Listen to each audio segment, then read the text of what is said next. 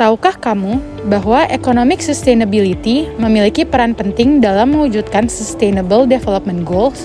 Tapi, apakah kamu tahu mengenai economic sustainability itu sendiri? Economic sustainability adalah suatu aksi atau prinsip yang mendukung perkembangan ekonomi dalam jangka panjang, yang diiringi dengan melindungi aspek lingkungan, sosial, dan budaya. Lalu, mengapa prinsip ini penting? Karena dengan economic sustainability, kita dapat mencapai pertumbuhan ekonomi jangka panjang yang seimbang, tanpa membahayakan lingkungan dan masyarakat.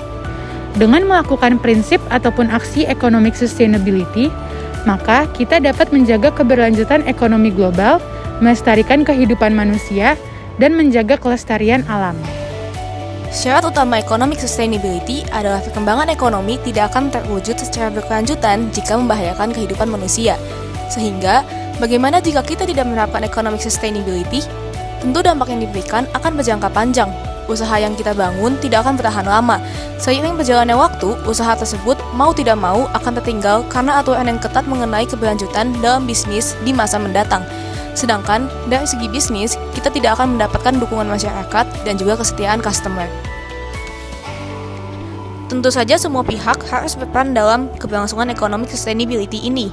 Dimulai dari lingkungan terdekat, yaitu materials engineers. Peran kami adalah untuk berinovasi dalam menemukan material yang tepat untuk mendukung penggunaan energi bersih dan juga proses manufaktur dan pemrosesan yang lebih ramah lingkungan. Sudah sering kita mendengar orang-orang sebut keberlanjutan. Bumi sudah tua dan kita harus memikirkan generasi mendatang. Tapi, apakah kita sudah melakukannya atau sekedar memikirkannya? Keberlanjutan bisa ditinjau dari banyak aspek, yang salah satunya adalah economic sustainability. Di Indonesia, mulai tahun 2020, banyak sektor usaha yang sudah bergerak ke arah economic sustainability, misalnya perbankan, manufaktur, dan tentunya elektrifikasi. Beberapa keuntungan yang didapat seperti penghematan anggaran, meningkatnya pendapatan, peningkatan stabilitas fiskal, dan tentunya investasi yang dapat ditargetkan.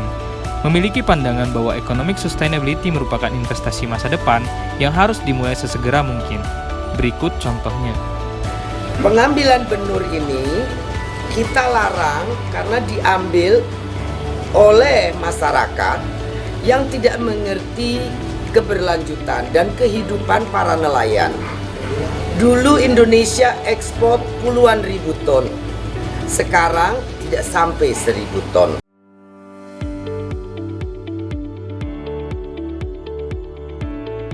Lantas, bagaimana contoh dari sebuah ekonomi yang berkelanjutan?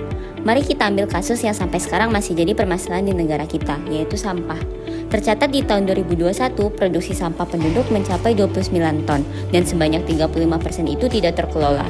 Bersamaan dengan itu, terdapat fakta bahwa penggunaan listrik di Indonesia masih rendah, atau tidak merata di seluruh daerah karena faktor ekonomi.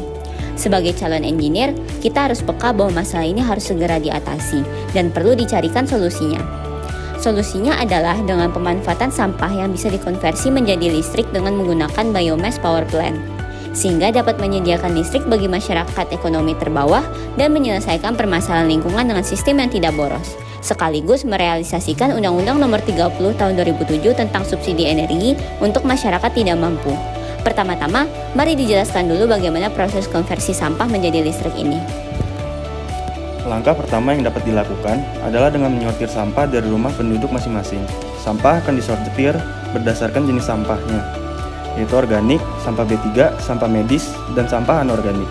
Setelah menyortir jenis sampah, masyarakat dapat mengirimkan sampah-sampah tersebut ke bank sampah dan akan mendapatkan reward, yaitu token listrik. Sampah yang berada di bank sampah kemudian akan diproses untuk menjadi listrik dan disalurkan kepada masyarakat sekitar. Mekanisme pembangkit listrik yang digunakan adalah dengan memanfaatkan sampah menjadi bahan bakar.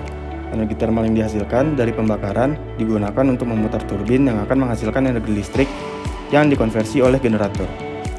Biomass Power Plant Expansion for Low Income Families ini memiliki banyak manfaat, diantaranya yaitu baik untuk lingkungan karena dapat mereduksi emisi karbon, kemudian merupakan solusi untuk masalah sampah.